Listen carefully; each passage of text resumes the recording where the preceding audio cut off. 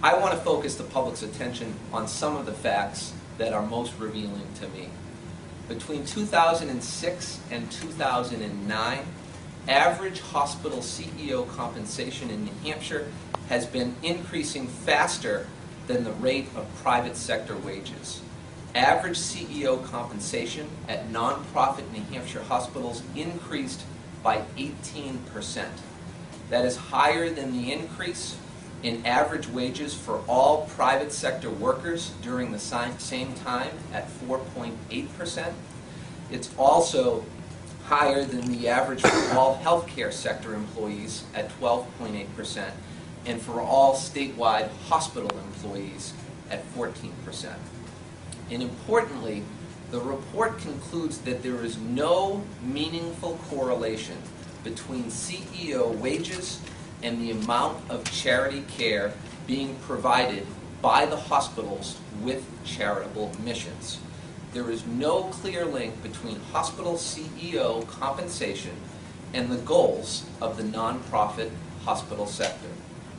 So we have identified suggestions on how to make reporting more meaningful going forward.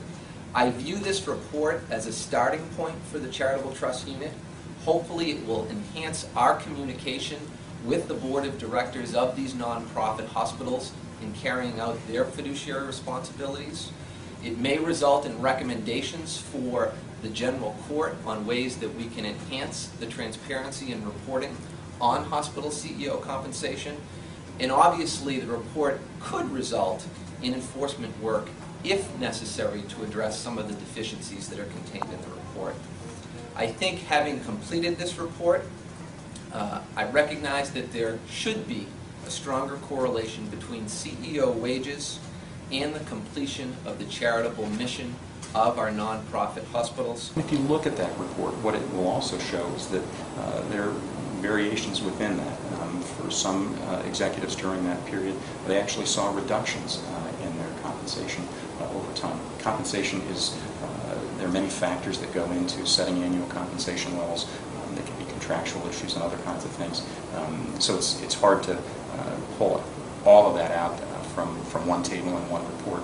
But again, I think it's very hospital specific, and in some instances, hospital CEOs actually saw their pay decline over those years. What about the lack of compliance with the paperwork in terms of St. Joseph Hospital and 3 other hospitals? Are those technical mistakes or bad advice, perhaps from the board, legal counsel? What do you make of that in your report? I think each one of those instances we'll need to look at individually to understand exactly what happened. Were those a case where advice of counsel indicated that they had complied? And to the extent that there are opportunities to improve our performance in terms of best practices, we ought to look at that, and it sounds as though the Attorney General will be conducting that follow-up with those individual institutions, as we will with all hospitals.